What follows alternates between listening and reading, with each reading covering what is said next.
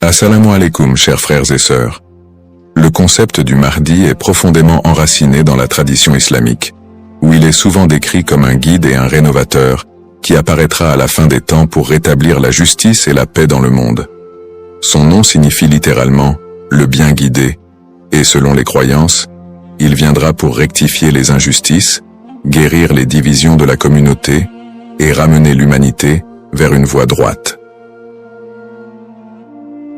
Présent dans les récits prophétiques, hadiths, transmis depuis des siècles, le Mahdi est une figure attendue et respectée, avec une mission immense et unique, celle de préparer le monde à l'ère de paix et de prospérité ultime. Avant de commencer cette vidéo, je vous invite à vous abonner à notre chaîne et d'activer la cloche de notification pour rester informé de nos prochaines publications sur la foi islamique. Merci et bonne vidéo. Ce sujet attire un grand intérêt, car il est lié à des événements d'envergure mondiale et spirituelle qui concernent autant les croyants que les curieux. Pour beaucoup de fidèles, la croyance en l'arrivée d'un sauveur qui se dressera contre l'injustice résonne d'autant plus fort face aux difficultés et aux crises que traverse notre monde moderne. Les guerres, la corruption, les inégalités sociales et les troubles environnementaux nourrissent un sentiment d'urgence et un besoin de justice qui rendent ce sujet encore plus pertinent. La quête de ce personnage apporte un espoir, une lumière dans une époque qui peut sembler sombre. Alors, face aux signes de l'époque, une question surgit et nous interpelle. Le Mahdi est-il sur le point d'apparaître? Alors, restez avec moi jusqu'à la fin pour découvrir cela. Si vous avez des questions ou des commentaires en cours de route, n'hésitez pas à les laisser en bas. J'apprécie beaucoup vos retours. Allons-y. Les sources et les écrits religieux sur le Mahdi. Le concept du Mahdi, ou bien guidé, est tiré des sources principales de l'islam, les hadiths, paroles et actes du prophète Mohammed, et, indirectement, le Coran. Bien que le Mahdi ne soit pas explicitement mentionné dans le Coran, les hadiths rapportent de nombreux récits qui le décrivent comme une figure clé de la fin des temps, destinée à établir la justice divine. Ces hadiths, transmis par des compagnons proches du prophète, varient en termes de fiabilité et d'interprétation, mais ils convergent sur certains éléments. Le Mahdi sera un descendant du prophète Mohammed, issu de la lignée de Fatima, sa fille, et son règne surviendra durant une période de troubles mondiaux et de grande corruption. Les interprétations du Mahdi divergent selon les écoles de pensée au sein de l'islam. Dans l'islam sunnite, la croyance au Mahdi est présente, bien qu'elle ne soit pas aussi centrale que dans d'autres courants. Les sunnites considèrent le Mahdi comme un leader juste qui viendra pour rétablir l'ordre et préparer la communauté à la venue de Jésus, Issa, dont la descente est également prophétisée. Cette vision sunnite n'associe pas le Mahdi à une nature surnaturelle ou divine, mais le présente plutôt comme un guide humain choisi par Dieu.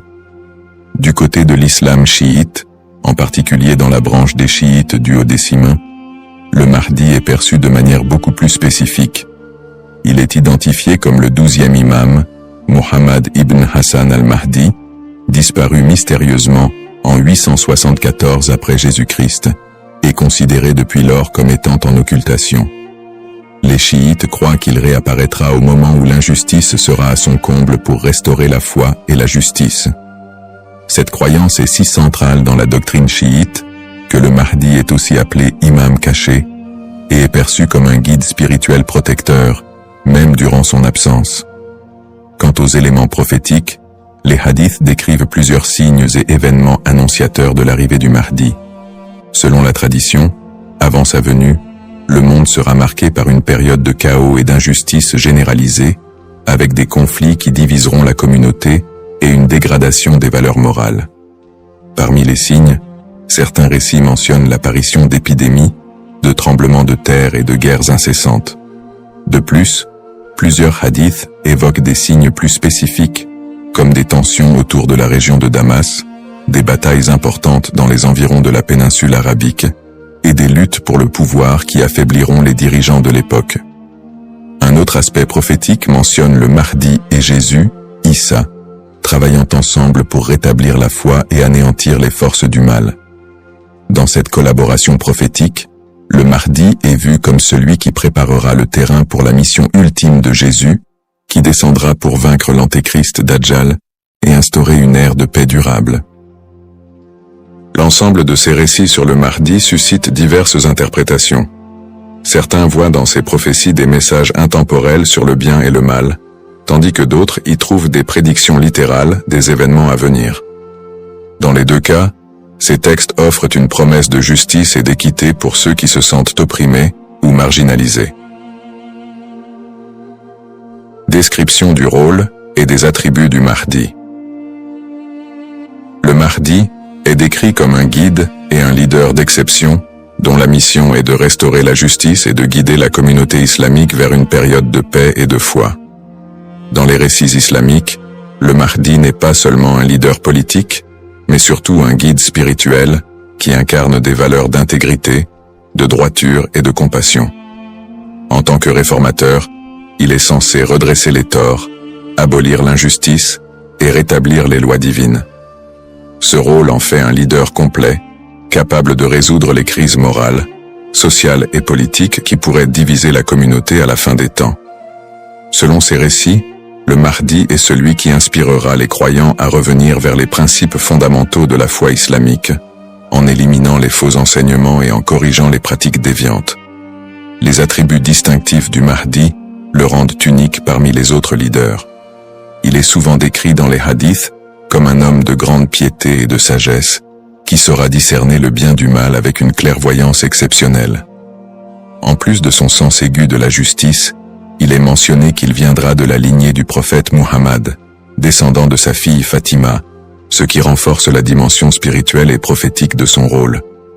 On dit que le Mahdi possédera des qualités telles que la douceur, la miséricorde et une profonde dévotion, mais également une force et une détermination inébranlables pour affronter les forces du mal et de la corruption.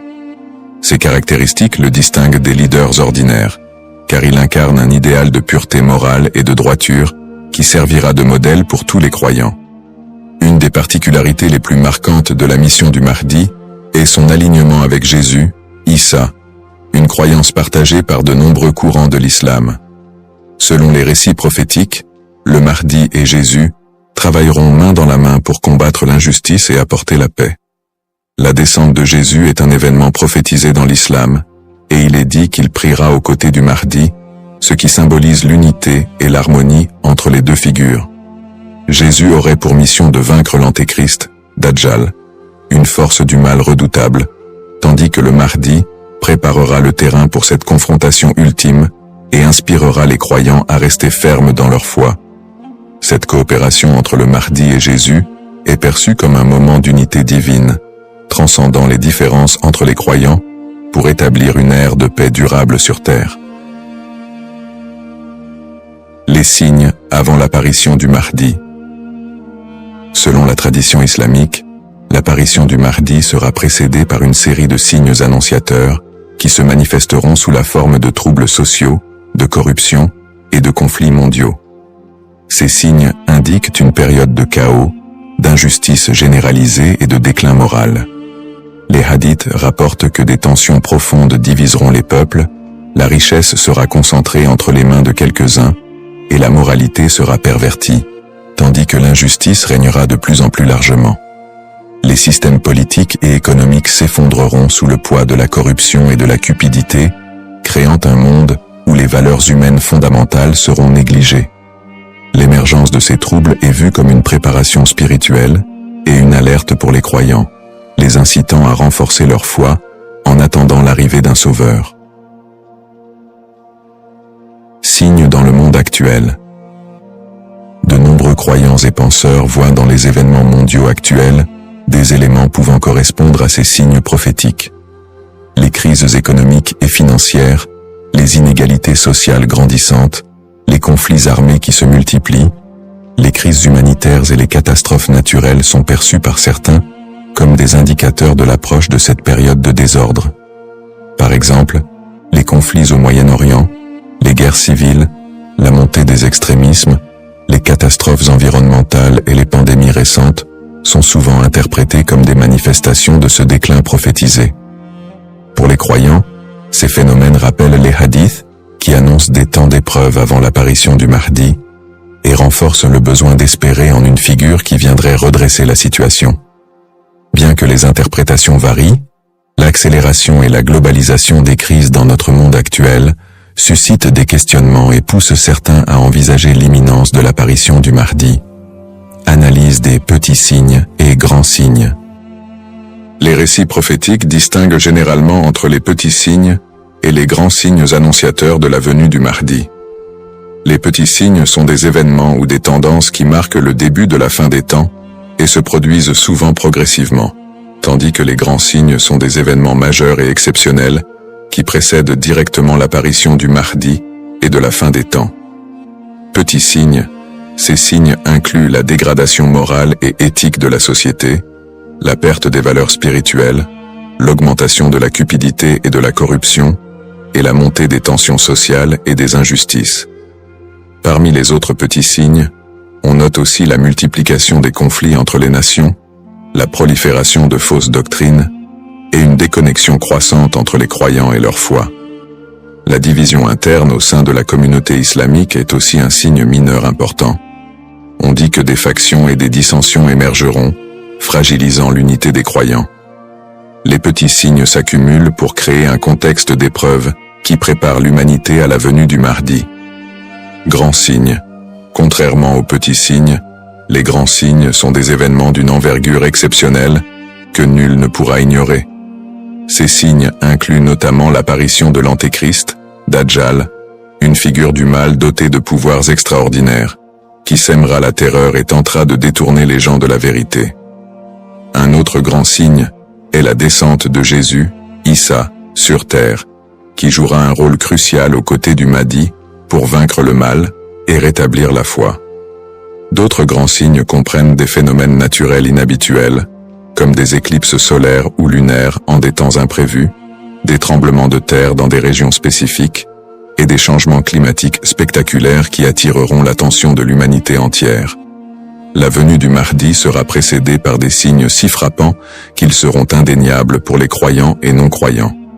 Cette distinction entre petits et grands signes aide les croyants à comprendre que, bien que des signes puissent apparaître, il est important de garder un équilibre dans l'interprétation et de ne pas céder à la panique.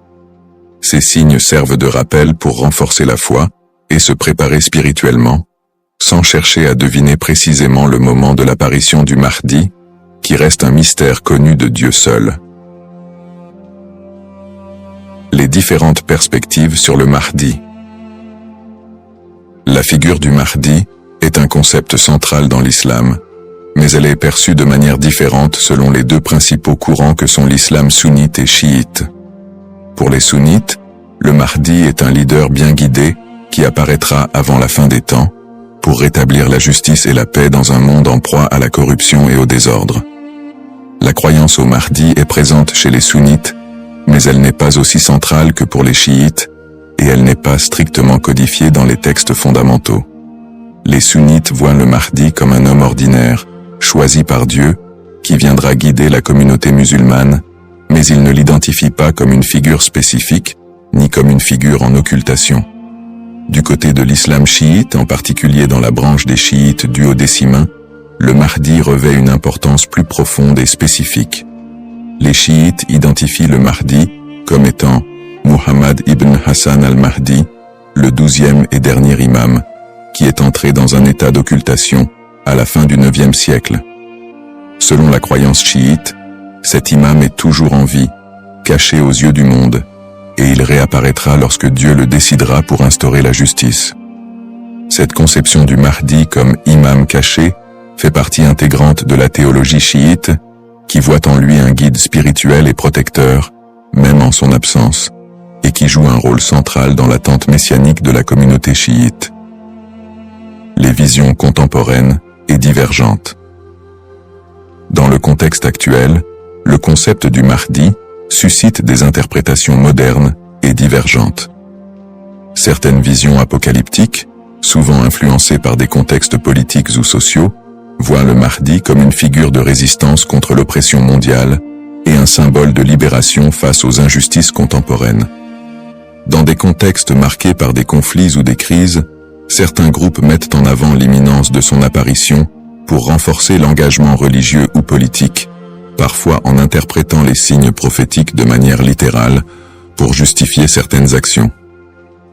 L'espoir en un avenir où les conflits, les inégalités et les désastres seraient remplacés par un monde plus harmonieux donne un sens à la foi des croyants, les incitant à lutter pour une vie conforme aux valeurs de justice et de compassion, en attendant l'apparition de celui qui rétablira l'ordre et la paix. Les risques de la surinterprétation et des faux messies.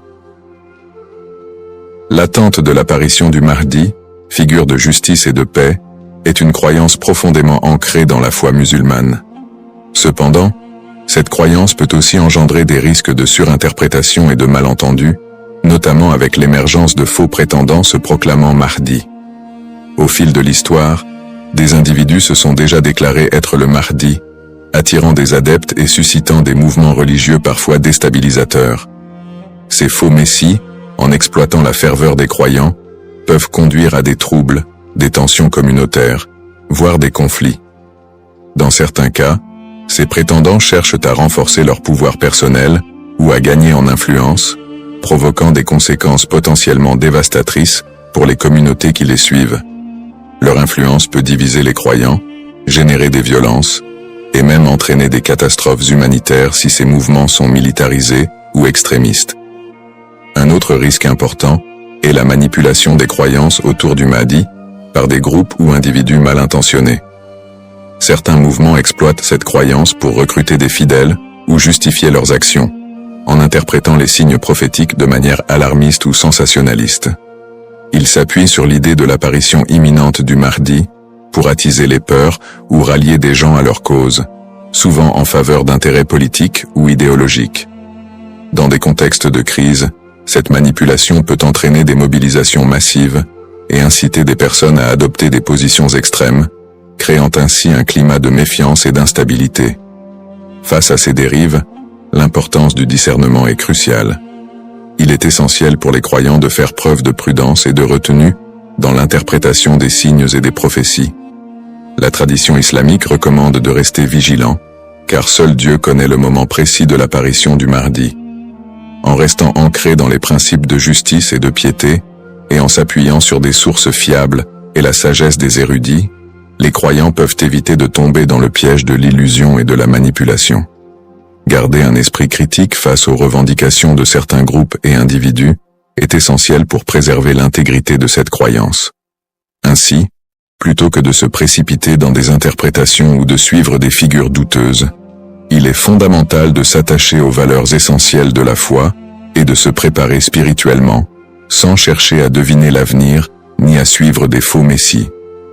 En résumé, le concept du Mahdi, figure centrale dans la tradition islamique, évoque des thèmes puissants de justice, d'espoir et de rédemption face aux crises contemporaines. Nous avons exploré les différentes perspectives sur le Mahdi, notamment les différences entre les courants sunnites et chiites, ainsi que les interprétations modernes qui en découlent.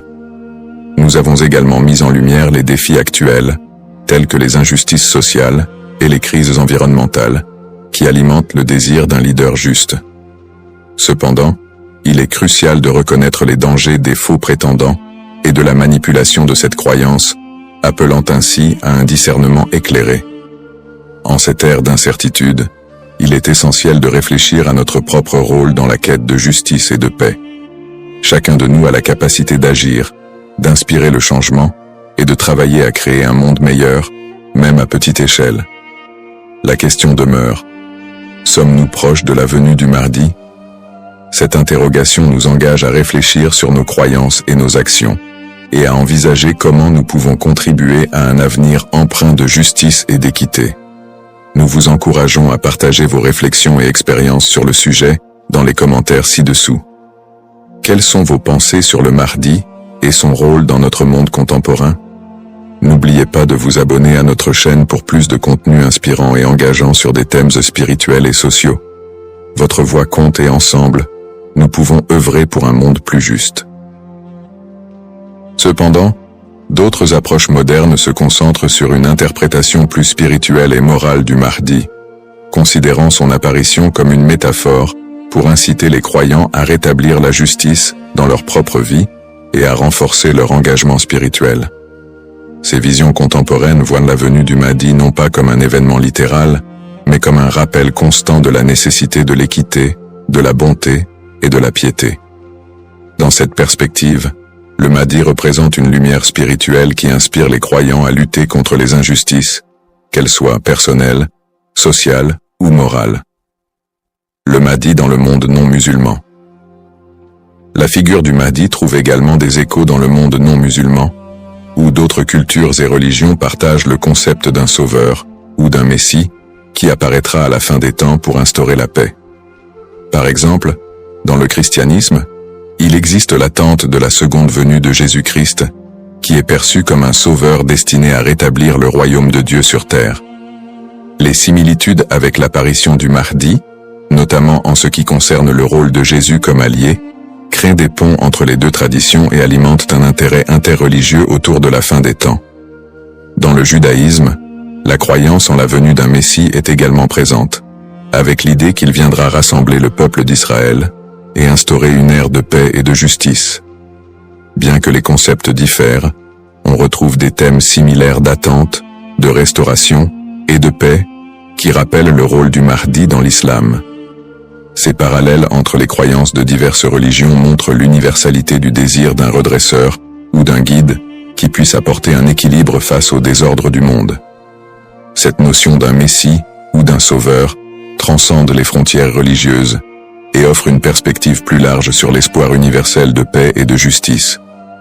En somme, bien que le Mahdi soit une figure principalement islamique, les similitudes entre les concepts de sauveur dans différentes cultures et religions révèlent un besoin humain universel d'espérer en un futur meilleur et en la venue d'une figure capable de rassembler et de rétablir l'équilibre dans un monde souvent divisé et tumultueux. Les défis contemporains et le besoin de justice. Les crises et injustices actuelles révèlent des défis mondiaux qui semblent plus pressants que jamais, et beaucoup ressentent le besoin d'un leader capable de restaurer l'équité. Les inégalités économiques se creusent, avec une grande partie de la richesse mondiale concentrée entre les mains de quelques-uns, laissant de vastes populations dans la pauvreté. Cette fracture sociale amplifie le sentiment d'injustice, nourri par des systèmes économiques et politiques qui peinent à répondre aux besoins des plus vulnérables. Parallèlement, les conflits armés et les guerres persistent dans plusieurs régions du monde, notamment au Moyen-Orient, en Afrique et en Asie, déchirant des communautés entières et causant des crises humanitaires majeures. Ces conflits sont souvent alimentés par des intérêts politiques, ethniques ou économiques, aggravant la souffrance des populations civiles. Dans ce contexte, l'absence de solutions pacifiques et durables renforce l'impression d'une profonde injustice et crée un climat de désespoir. Le réchauffement climatique et ses effets sont un autre défi majeur de notre époque. Les catastrophes naturelles, de plus en plus fréquentes et destructrices, frappent souvent les populations les plus défavorisées, mettant en évidence l'injustice écologique à l'échelle mondiale. La déforestation, la pollution et l'exploitation des ressources naturelles entraînent des conséquences irréversibles pour la planète, affectant les générations présentes et futures. Ces problèmes illustrent une urgence collective, qui rappelle combien il est difficile de trouver des solutions justes et équitables dans un monde souvent dominé par des intérêts individuels. Face à ces crises, la croyance en l'arrivée d'une figure de justice, comme le Mahdi, apporte espoir et inspiration pour de nombreux croyants. Cette attente d'un leader juste qui restaurera l'équité n'est pas seulement un concept théologique, elle représente une source d'espoir pour ceux qui se sentent impuissants devant les injustices du monde. La croyance en un Mahdi qui viendrait pour redresser les torts, protéger les opprimés et instaurer la paix répond à un besoin universel d'espérer en des jours meilleurs.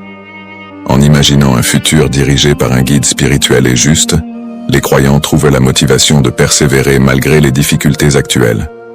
Cette figure du Mahdi symbolise la promesse que l'injustice ne triomphera pas éternellement et que l'équilibre et la paix sont possibles, même si les défis actuels semblent insurmontables.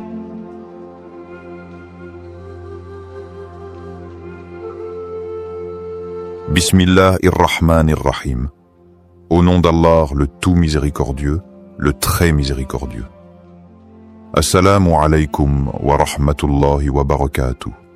Que la paix, la miséricorde et les bénédictions d'Allah soient nuptiaux pour vous tous. Le Ramadan est là. Un mois béni, un mois où chaque seconde est précieuse, où chaque souffle peut être une adoration, et où chaque invocation peut changer une destinée. Mais avez-vous déjà pensé aux doigts que vous faites chaque soir? Le prophète nous a enseigné que les invocations d'un jeûneur ne restent jamais sans réponse. Imaginez, chaque soir, après une journée de jeûne, à l'instant où votre âme est la plus pure, vous avez une opportunité unique de vous rapprocher d'Allah, d'effacer vos péchés et d'attirer sa miséricorde infinie. Mais quels sont les meilleurs doigts à réciter chaque soir? Comment être sûr que nos invocations sont aimées d'Allah et acceptées? Aujourd'hui, nous allons voir 3 doigts puissantes à réciter chaque soir du Ramadan, des invocations qui touchent le cœur et élèvent l'âme.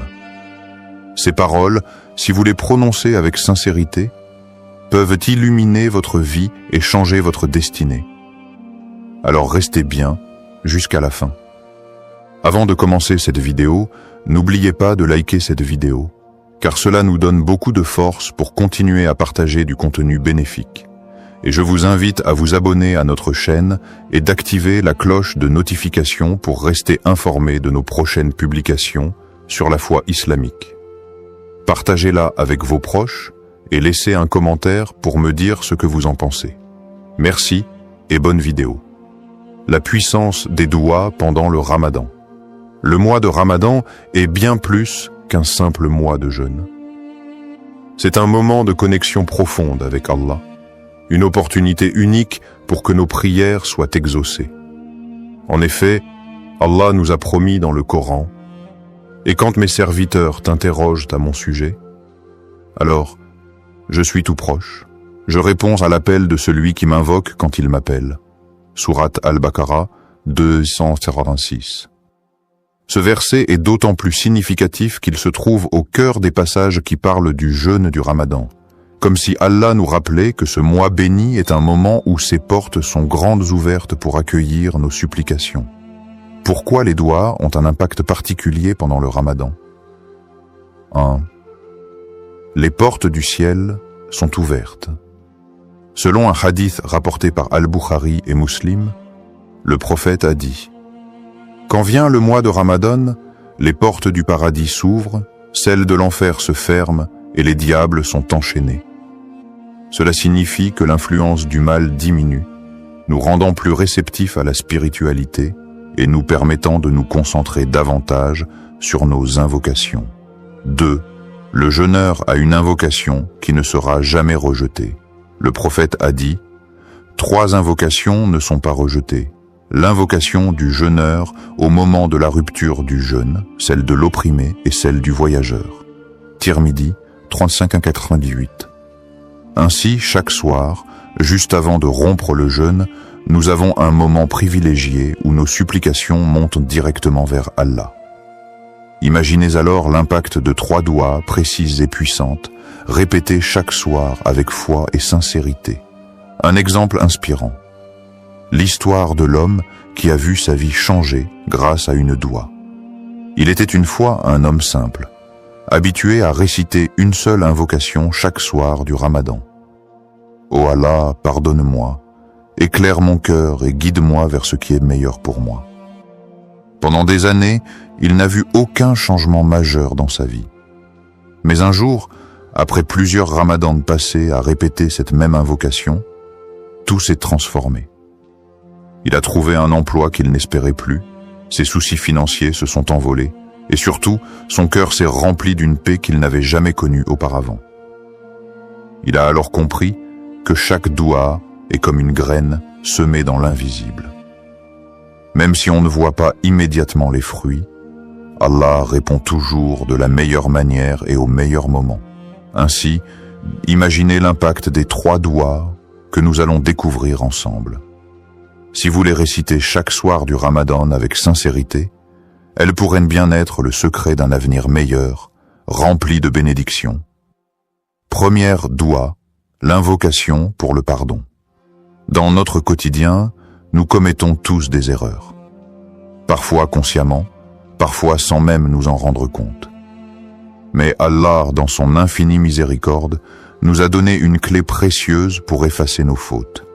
L'istighfar, la demande de pardon. Le Ramadan est le mois du pardon par excellence. C'est une période où Allah ouvre grandes ses portes de miséricorde et efface les péchés de ceux qui reviennent sincèrement à lui. Le prophète a dit « Celui qui jeûne le Ramadan avec foi et en recherchant la récompense d'Allah verra ses péchés passer pardonnés. » Al-Bukhari, Muslim. Tout miséricordieux, le très miséricordieux. Assalamu alaikum wa rahmatullahi wa barakatuh. Que la paix, la miséricorde et les bénédictions d'Allah soient sur vous tous. Le Ramadan est là. Un mois béni, un mois où chaque seconde est précieuse, où chaque souffle peut être une adoration et où chaque invocation peut changer une destinée. Mais avez-vous déjà pensé aux doigts que vous faites chaque soir? Le prophète nous a enseigné que les invocations d'un jeûneur ne restent jamais sans réponse. Imaginez, chaque soir, après une journée de jeûne, à l'instant où votre âme est la plus pure, vous avez une opportunité unique de vous rapprocher d'Allah, d'effacer vos péchés et d'attirer sa miséricorde infinie. Mais quels sont les meilleurs doigts à réciter chaque soir? Comment être sûr que nos invocations sont aimées d'Allah et acceptées? Aujourd'hui, nous allons voir 3 doigts puissantes à réciter chaque soir du Ramadan, des invocations qui touchent le cœur et élèvent en l'âme. Ces paroles, si vous les prononcez avec sincérité, peuvent illuminer votre vie et changer votre destinée. Alors restez bien jusqu'à la fin.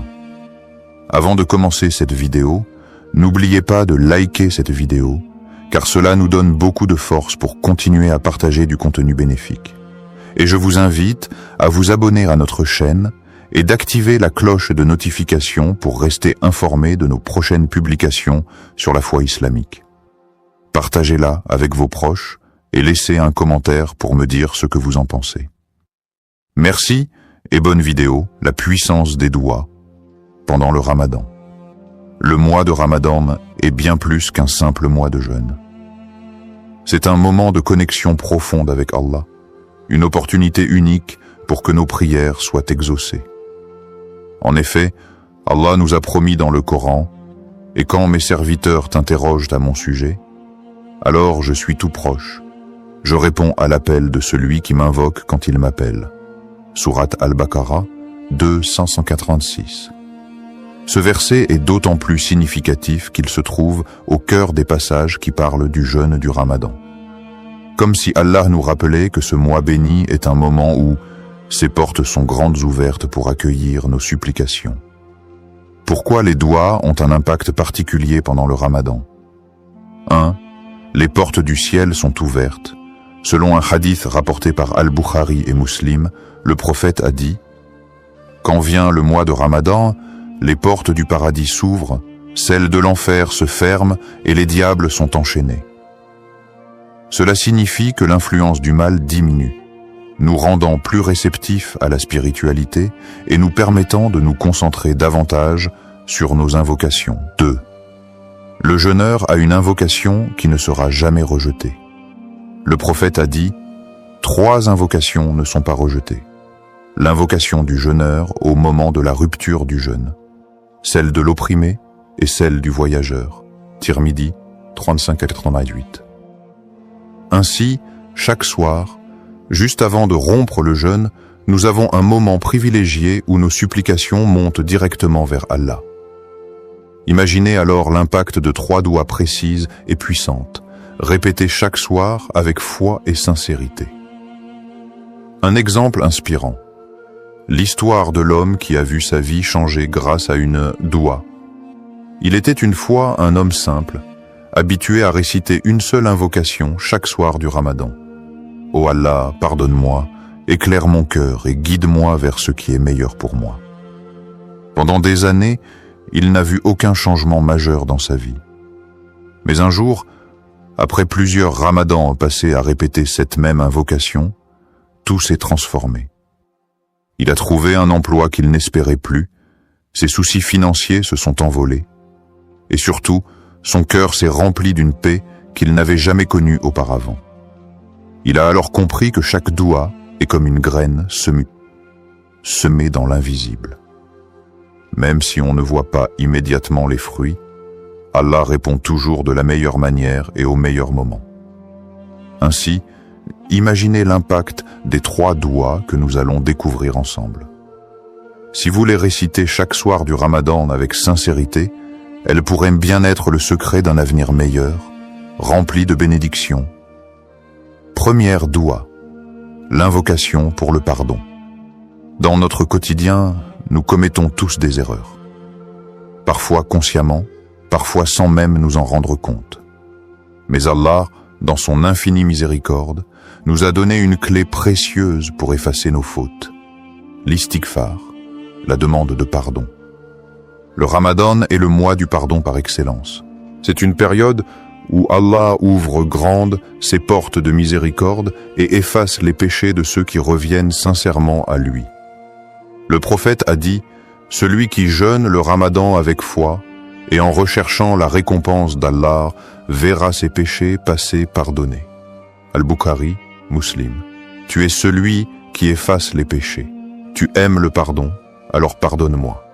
Tirmidhi, 3513. C'est cette invocation que le prophète a enseignée à Aïcha, radiyallahu anha, lorsqu'elle lui a demandé « Ô messageur d'Allah, si je trouve la nuit du destin, que dois-je dire ?» Il lui répondit avec cette doua puissante. Pourquoi demander pardon chaque soir du Ramadan? 1. Allah aime pardonner. Le pardon d'Allah est immense. Même si nos péchés atteignaient les cieux, Allah les effacerait si nous nous tournons sincèrement vers lui. Il dit dans le Coran, 10. Ô mes serviteurs qui avez commis des excès à votre propre détriment, ne désespérez pas de la miséricorde d'Allah. Car Allah pardonne tous les péchés. Oui, c'est lui le pardonneur, le très miséricordieux. Sourate Az-Zumar 39/53. 2. Un cœur purifié attire les bénédictions. Demander pardon chaque soir, c'est nettoyer son cœur avant de dormir et attirer la lumière divine. Imaginez-vous aller au lit en sachant que vos erreurs de la journée ont été effacées. Quelle tranquillité d'âme. 3. Le pardon ouvre les portes du succès. L'istighfar n'efface pas seulement les péchés, mais il attire aussi la prospérité et le bonheur. Le prophète Nour alayhi salam a dit à son peuple « Implorez le pardon de votre Seigneur. En vérité, il est grand pardonneur. Il enverra sur vous du ciel des pluies abondantes. Il vous accordera beaucoup de biens et d'enfants, et vous donnera des jardins et des rivières. » Sourate Nour 61, 10, 12. Une histoire inspirante sur la puissance du pardon d'Allah. Un homme pieux avait un passé sombre. Il avait commis de nombreux péchés, mais il avait une habitude. Chaque soir, avant de dormir, il demandait sincèrement pardon à Allah. Une nuit, il fit un rêve étrange. Il vit une immense mer remplie d'encre noire, représentant ses péchés. Pris de panique, il se mit à pleurer et à implorer Allah.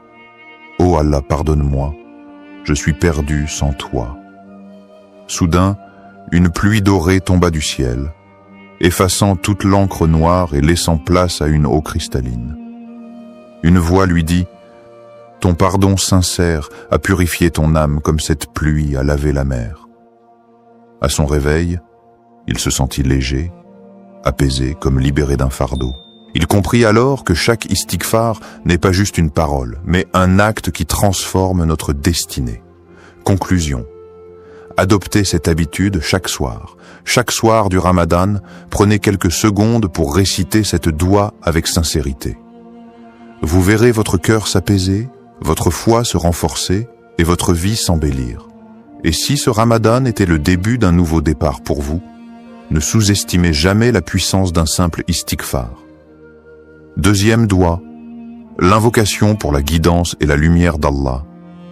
Dans un monde rempli d'incertitudes, d'épreuves et de tentations, nous avons un besoin constant de la lumière et de la guidance d'Allah.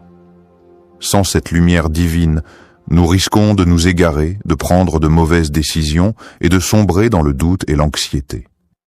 Le Ramadan est un moment idéal pour rechercher la guidance divine, car c'est le mois où le Coran a été révélé comme une lumière pour l'humanité. Allah nous rappelle dans le Saint-Coran, « Ce livre, nul doute, est une guidance pour les pieux. » Sourate Al-Baqarah 2.2. Alors, quelle invocation peut nous aider à rester sur le droit chemin et à recevoir la lumière d'Allah dans nos cœurs et nos vies? La doua à réciter chaque soir pour la guidance et la lumière.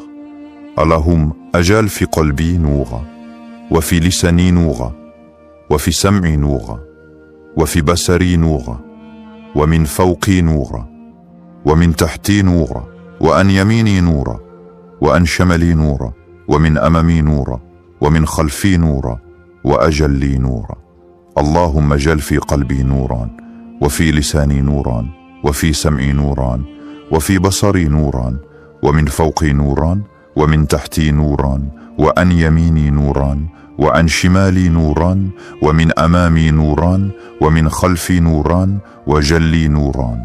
Ô Allah, mets dans mon cœur une lumière, sur ma langue une lumière, dans mon ouïe une lumière, dans ma vue une lumière, au-dessus de moi une lumière, en dessous de moi une lumière, à ma droite une lumière, à ma gauche une lumière, devant moi une lumière, derrière moi une lumière, et mets en moi une lumière.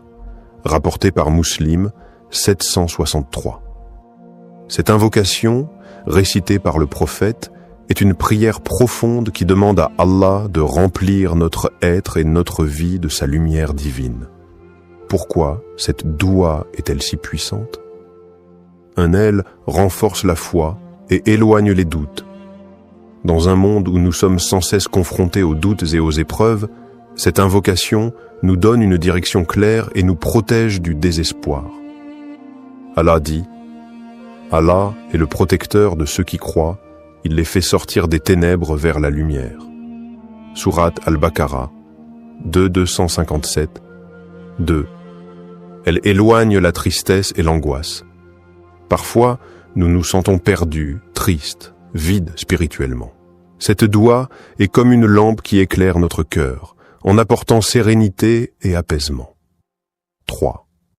Elle nous guide dans nos décisions. Dans la vie, nous sommes amenés à faire des choix difficiles. Cette invocation demande à Allah de nous montrer la meilleure voie, celle qui nous rapproche de lui et qui est remplie de sagesse et de paix. Une histoire inspirante. La lumière dans l'obscurité. Un jeune homme, nommé Yassir, traversait une période de doute. Il se sentait perdu, hésitant sur les choix à faire pour son avenir. Devait-il continuer dans la voie ciblée qu'il avait choisie ou changer complètement de direction? Une nuit, en pleine prière, il se rappela cette invocation qu'il avait entendue dans un sermon. Il la récita avec une sincérité profonde, demandant à Allah de lui montrer la lumière. Les jours suivants, des signes ont commencé à apparaître, des opportunités inattendues, des rencontres inspirantes, une paix intérieure qu'il n'avait pas ressentie depuis longtemps. Il comprit que cette doua avait dissipé ses doutes et illuminé son cœur. Adoptez cette habitude, chaque soir. Imaginez-vous répéter cette invocation chaque soir du Ramadan. Quelle lumière pourrait envahir votre cœur? Quel changement positif Allah pourrait-il opérer dans votre vie? Ne laissez pas l'obscurité de ce monde vous envahir. Faites cette invocation chaque soir et laissez Allah éclairer votre chemin. Troisième doua, l'invocation pour l'acceptation des prières et la miséricorde. Le Ramadan est un mois d'efforts spirituels intenses. Nous jeûnons, prions, donnons aux nécessiteux et nous nous rapprochons d'Allah. Mais que valent tous ces efforts si Allah ne les accepte pas? L'un des plus grands enseignements du prophète Ibrahim, paix sur lui, est qu'il demandait constamment l'acceptation de ses actes par Allah malgré sa piété exemplaire. Il disait « Ô notre Seigneur, accepte cela de notre part, car c'est toi l'audient, l'omniscient. » Sourate Al-Baqarah, 227. Nous devons adopter cette même humilité et implorer Allah chaque soir pour qu'il accepte nos invocations, nos prières et nos actions. La doua à réciter chaque soir pour l'acceptation des prières et la miséricorde « Rabbana taqabbal minna innaka anta as-sami'u al-alim wa tub alayna innaka anta at-tawwabur rahim. Rabbana taqabbal minna innaka anta as-sami'u al-alim wa tub alayna innaka anta at-tawwabur rahim. » Ô notre Seigneur, accepte cela de nous, car tu es celui qui entend tout, l'omniscient. Et pardonne-nous, car tu es celui qui accepte le repentir, le très miséricordieux. Sourate Al-Baqarah, 227 à 228. Pourquoi cette doua est-elle essentielle? Aucune action n'a de valeur si elle n'est pas acceptée. Ce n'est pas la quantité de nos actes qui compte, mais l'acceptation d'Allah. Un petit acte sincère peut peser plus lourd qu'une montagne d'actions faites sans sincérité. 2. Elle nous rappelle l'importance de l'humilité.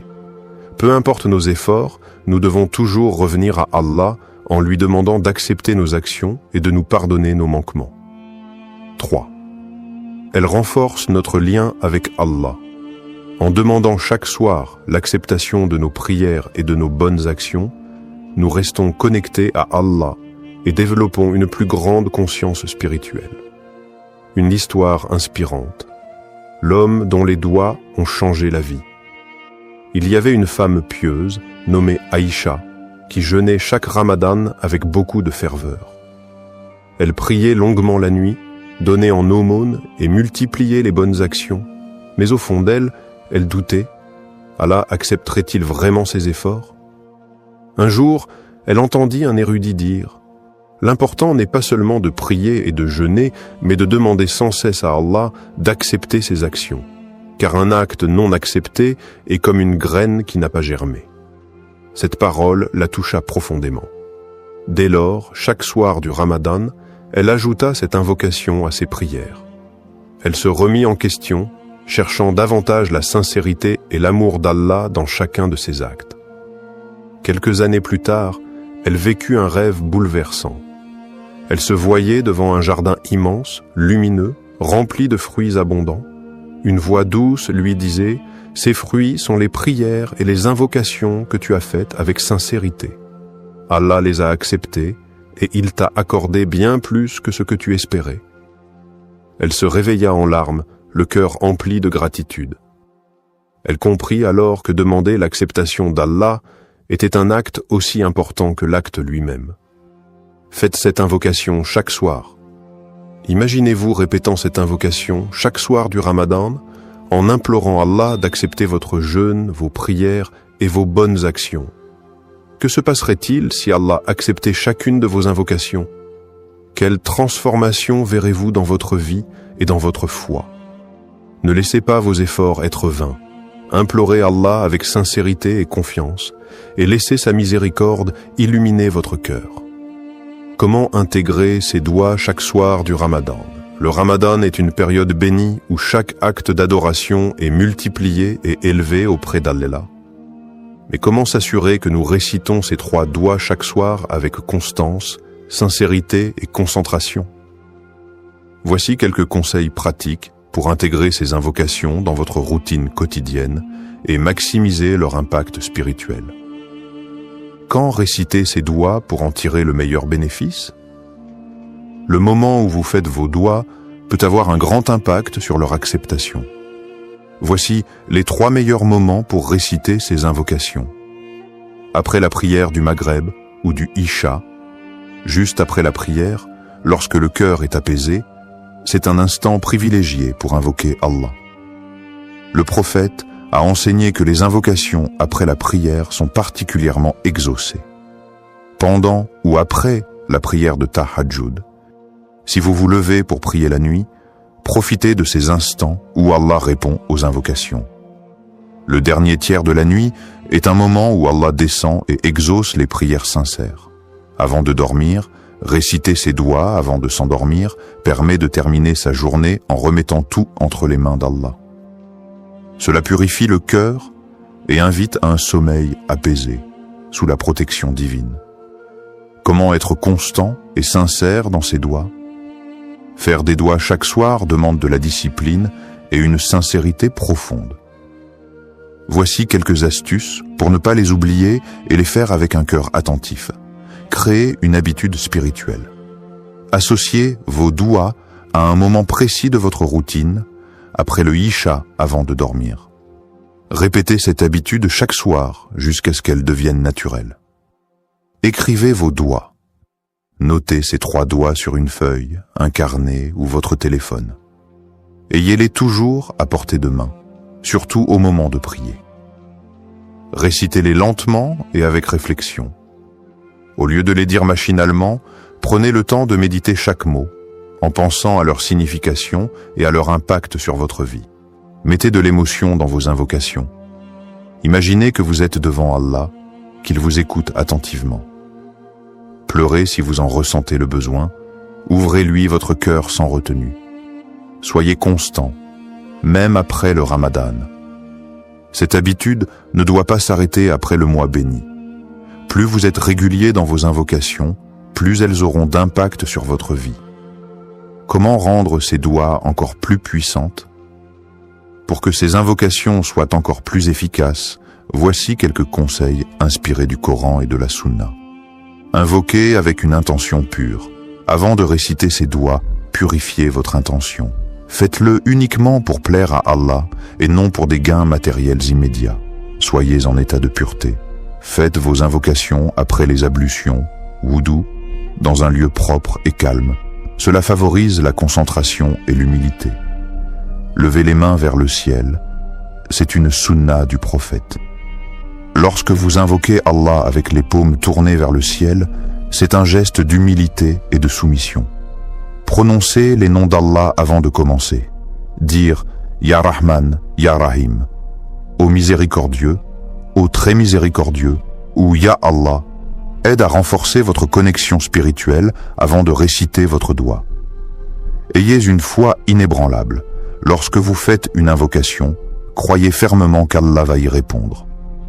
Le prophète a dit « Invoquez Allah en étant certain qu'il exaucera votre demande », rapporté par At-Tirmidhi. Multipliez les bonnes actions. Un cœur pur et des actions sincères rendent les doigts encore plus puissantes. Faites du bien autour de vous, donnez en aumône et évitez les péchés pour que vos invocations soient acceptées plus facilement. Imaginez le pouvoir de ces doigts dans votre vie. Et si, chaque soir du Ramadan, vous faisiez ces invocations avec sincérité? Et si, grâce à ces doigts, Allah purifiait votre cœur, acceptait vos efforts et transformait votre destinée? Le Ramadan passe vite. Ne manquez pas ces moments précieux où le ciel est ouvert et où Allah attend vos invocations. Commencez dès ce soir. Levez les mains, récitez ces 3 doigts et laissez Allah illuminer votre chemin. Conclusion inspirante. Ne sous-estimez jamais la puissance des doigts. Tout au long du Ramadan, chaque instant est une opportunité d'élévation spirituelle et chaque invocation est une porte ouverte vers la miséricorde divine. Ne sous-estimez jamais la puissance des doigts. Elles peuvent changer votre destin, purifier votre âme et rapprocher votre cœur d'Allah. Le prophète a dit « L'invocation est l'essence même de l'adoration », rapporté par At-Tirmidhi. Cela signifie que chaque parole que vous adressez à Allah est entendue. Chaque supplication est précieuse. Et chaque sincérité dans vos invocations est une lumière ajoutée à votre cœur. Faites de ces doigts votre arme spirituelle. Imaginez un instant, si chaque soir du Ramadan, vous leviez les mains avec sincérité. Si vous demandiez pardon à Allah, imploriez sa guidance et suppliez qu'il accepte vos efforts. Comment votre vie pourrait-elle changer? Allah écoute chaque invocation sincère, et même si la réponse ne vient pas immédiatement, elle vient toujours au moment parfait. Chaque doigt prononcé avec conviction trace un chemin vers la lumière. Commencez dès ce soir. Prenez 5 minutes après votre prière pour réciter ces 3 doigts. Demandez avec le cœur et avec une foi inébranlable. Faites confiance à Allah. Il sait ce qui est le meilleur pour vous. Le prophète a dit « Allah est généreux et il est gêné de renvoyer les mains de son serviteur vides lorsqu'il l'invoque. » Rapporté par Abu Daoud,